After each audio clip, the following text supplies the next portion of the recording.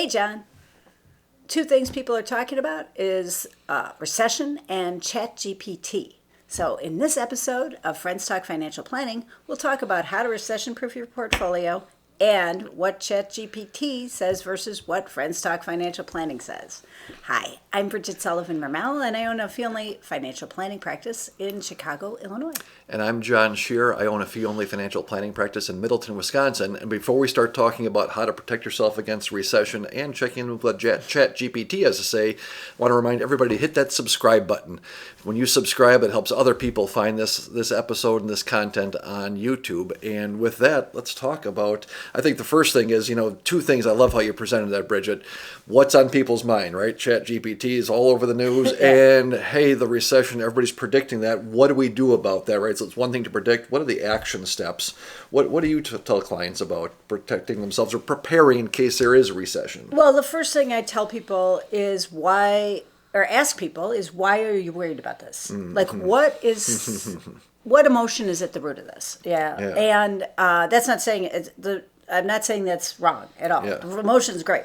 But what are you really worried about? And that's my main question. I think that's such a great question because the stock market and the economy are connected for sure, right? But they're not tied and they're not the same thing. And we have the talking heads like us too, right. Not connected. That's right. And so when people talk about, hey, is there going to be a recession? That's the first question I ask also is, what do we do about the upcoming recession? So first of all, how do we know there's going to be one? Right. And then what are we really talking about? And it sounds like a silly question, but it kind of makes folks step back, makes me, okay, well, what am I really worried about? Right? Is it the stock market going down? Well, the stock market went down pretty good last year, right? And so what's really the underlying thing? Right. And I think for a lot of folks, what it means to them, sometimes we can't really define it, I think. And you go like, I don't know, I'm kind of supposed to be scared about a recession, right? You go, okay, well, geez, maybe we don't need to think about that quite as much. But when there is a recession, typically we're seeing people losing jobs, right? There's job cuts going on right now in many different sectors, especially tech.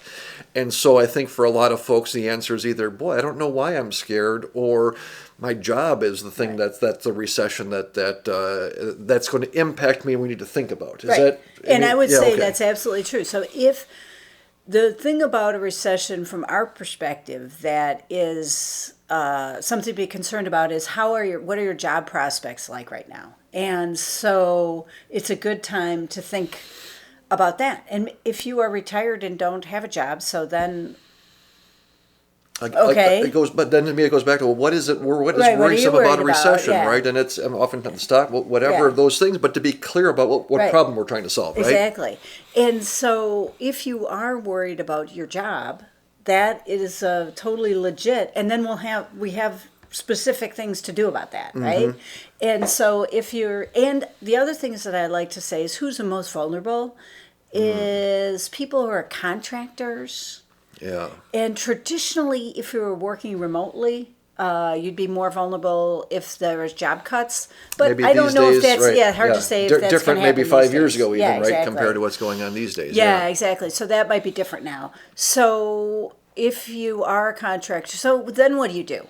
Okay, well, and I just want to pull that out for a second, Bridget, that what do you mean being a contractor? I mean, kind of conceptually, but one of the reasons a lot of times people use the term 1099 employee, right? That's a contractor. I'm not an employee of the company. So you might hear that as you're talking, with friends if you don't know it yourself. But one of the reasons why a company hires a 1099 employee or hires a contractor rather than bringing on an employee is because it's easy to cut those people loose, right? They can bolt those folks on, hire them for a project, and they can also fire them for a project, or cut them out much easier than having an employee. So I just wanted to point out that that's one of the reasons why if you are a contract person and not a W-2 employee where you get a payroll, paycheck every 2 weeks sort of thing, that's where that really comes into risk, right? Exactly. So if you're concerned about it, that means that maybe you're not that great of a contractor, so some people thrive on the gig economy and being a kind of an entrepreneur. But some people don't, and they'd really rather have a regular job. Right. So I look at it from the employer standpoint. Even if you're an awesome contractor, like, listen, if I've got budget cuts and right, and there's only so many dollars to go around, who goes first? It's not the people in my family, so to speak, right? It's the people that are working for the family, if you will, right? So my employees, as I think about it, those are my employees. The contractors are hired guns, and the hired guns are the first to go when things get tough, or could be the first to go, right? We got to be aware of that. Not like, hey, this is what's going to happen, but hey, if I'm one of those hired guns and I'm really good at doing my thing, that's awesome. But when things go bad, I've got to protect my downside, right? And so the other thing is, and here another thing that we would like to talk about is, if you are in an industry where maybe you're in the tech industry or you're concerned about it, well, then like dust off your resume, start some networking, get back in the thinking about it. And taking some action might help you more than just being reactive. Right. Not that you have to go out looking for a job, right? But it's just like being smart, right? Being aware and proactive on those. And we've seen a lot of job cuts in the tech industry, especially has, recently. We're also starting to read about, anyway, other things in manufacturing and other places. And the one that I've been seeing anyway is the age-old, it's middle management. Management being cut out. I think FedEx had some cuts, and it was all the management side of things. And again, just being smart and being aware that, hey, as my position, if things start to go bad or continue to go bad, am I in a position where I might have to be looking? And then just being smart, as you said, right, making some connections, right, be thinking about that stuff. How about from a financial standpoint, like a pure, all right, rubber meets the road sort of thing? What are the things are you recommending folks do? Let's say I'm a contractor, I'm a middle manager, I'm in tech. Geez, things are getting a little bit dicey, and I'm not so sure, right? If something goes bad, I might be at risk. What things from a financial standpoint do we need to start thinking about? So here's the first thing, and we totally agree with Chat GPT. Okay, so... Wait a minute. Chat GPT agrees with us, okay? No, well, they did not bring up this whole... all the things that we've talked about so far are not on Chat GPT, but the next thing is, and that is having an adequate emergency fund. Mm-hmm.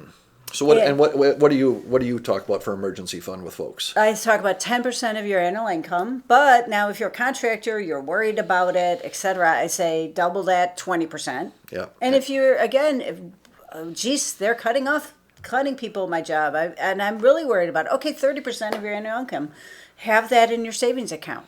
Okay. Yeah. And I just wanted to point out that sound, you say that out loud, oh, that sounds great. But think about what 30% of your annual income means, right? Take if you're making $100,000, that's $30,000. Right. I can do math real easy in my head on that one, right? But you think about having, in that circumstance, $30,000, of course, if you're making half that, cut that in half, that's a lot of money for many people in our checking account. Right. More than maybe what it feels like we should have, right? And so I just wanted to point out that I agree with where you are on that, but it also can really feel weird, like, why do I have that much in checking that's earning 0.01%? Well, you might put it in your savings account, go ahead and get a savings account. Now, that is slightly different. Like how we calculate it is people don't know what their expenses are. Oh, right. I hate to say this. So ChatGPT recommends it based on, I think, 3 to 6 months of your expenses.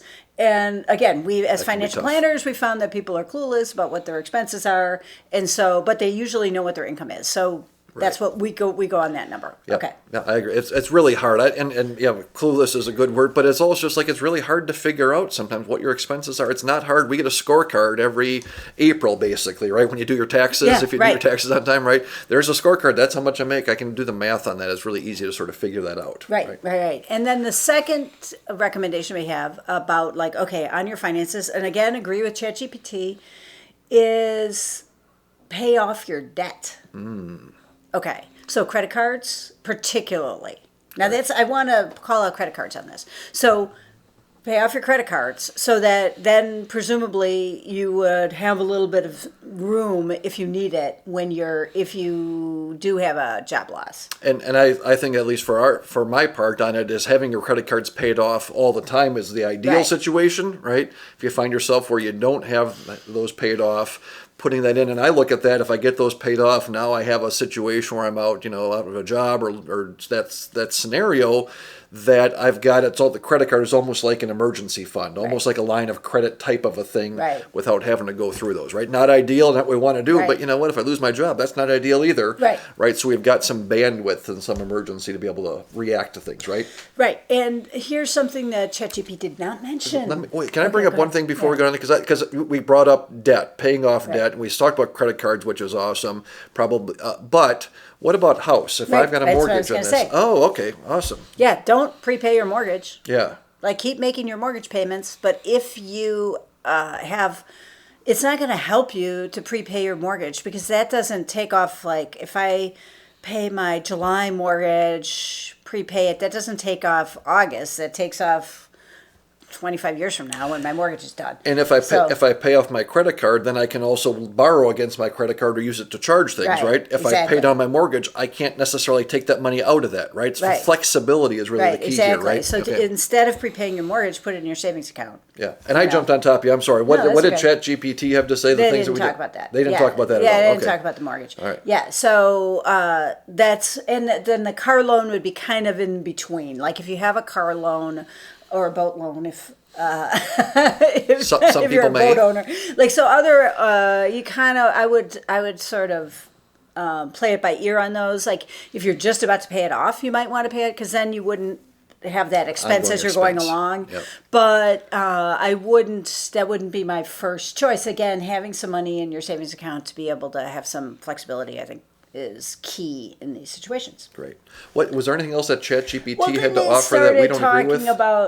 This is not something that we don't agree with, but it's stuff that is just like advice that nobody would ever disagree with, like diversify your investments and save for retirement. Yeah, nothing that you strategically do necessarily about prepare, right? This isn't particularly about. It's always good advice. Yeah. Great.